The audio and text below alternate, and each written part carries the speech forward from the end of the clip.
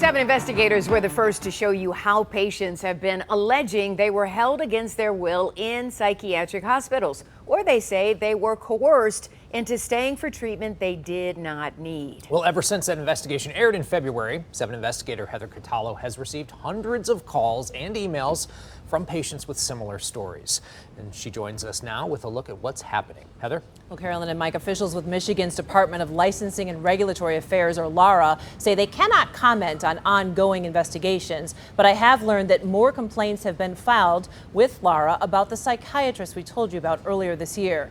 Being held in a psych ward comes with an almost total loss of freedom. In many cases, you cannot leave the locked hospital unit until a psychiatrist says you can. And now another local patient has come forward to share her story of how she says she was held against her will.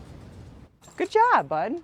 Sarah Guarino cherishes her freedom and her life after being locked in a psychiatric hospital in March. I felt kidnapped. The 31-year-old from Royal Oak says she suffers from post-traumatic stress disorder and insomnia. Sarah says a breakup, nearly losing her job, and intense fears she would be homeless led her to consider committing suicide in March. I was having what I would call a panic attack. I didn't sleep for a couple days. Recognizing she needed help, early in the morning of March 13th, Sarah called 911. Royal Oak police took her to a crisis intake center where she met with mental health professionals. Once she finally got some sleep there, Sarah says she felt better. I kept asking, how long am I going to be held? They said maybe 2 or 3 days. And I said, that's too long. I don't know if anybody's at home with my dog. I need to go back home. But Sarah says she was then transferred to Stonecrest Center Psychiatric Hospital in Detroit. I was called out of the room where I was sleeping and told to get into a stretcher. I'm agitated, I'm confused, I'm asking questions like what the hell is going on? And I basically got told, you can stop asking questions and calm down, or you can get doped up and made to calm down. At Stonecrest Center, Sarah's records show she was under the care of Dr. Nagy Kier. The psychiatrist worked at Stonecrest, Harbor Oaks, and until last spring, he was Pontiac General Hospital's chief psychiatrist.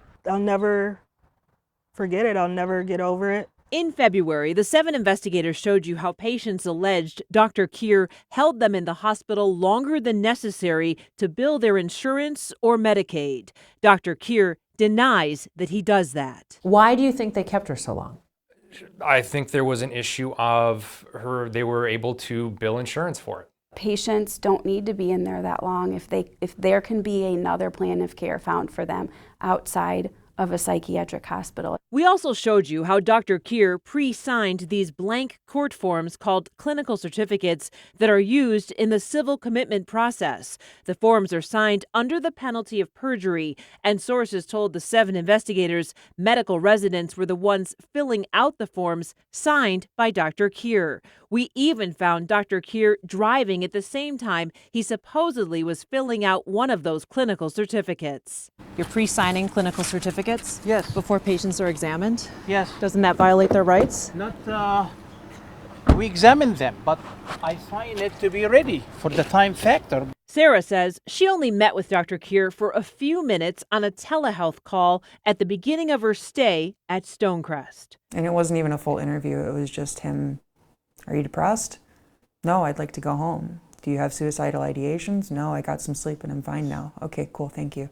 But Sarah says she was not allowed to go home. According to her records, Stonecrest planned to keep her for more than 3 weeks.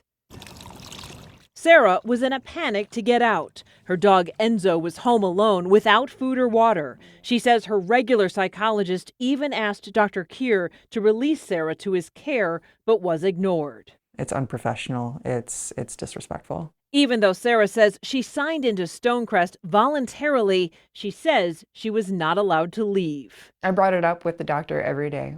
Am I being discharged? Sarah also says she asked for a lawyer but wasn't given one. Disability rights Michigan lawyer Simon Zagata says if you're a voluntary patient and you ask for an intent to terminate mental health treatment form, the facility has to release you. They could let you go that hour, but at the very least, within 72 hours, they either have to let you go or start that court process. How hard was it to get this intent to terminate from them? Very hard. I asked the doctor for it. She said that if I did that, they were going to open up a court case. A court case means making you an involuntary patient, where a judge could order you to stay 30 days or more for treatment. On Sarah's 5th day here at Stonecrest, she called me. She'd been told about my first story on Dr. Kier and the mental health system. And after that phone call, suddenly Sarah was cleared for discharge. The moment they knew that I was talking to you, suddenly I was well enough to go home. You were no longer suicidal? Yeah, which I'd been telling them since I got there. But I was given all sorts of credibility the moment they knew I was talking to you. Suddenly this threat of investigation made them go, oh, no, she's not sick, she can go home.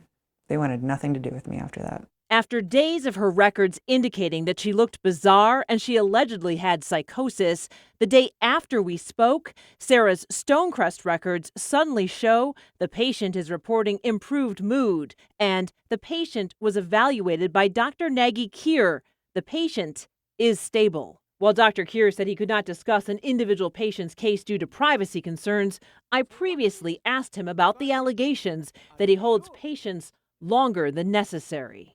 Are you holding patients against their will? No. I cannot do that. I'm not eager to keep patients. I'm not this kind at all. There's my little guy. Oh, and you even brought me the ball. Can you drop it?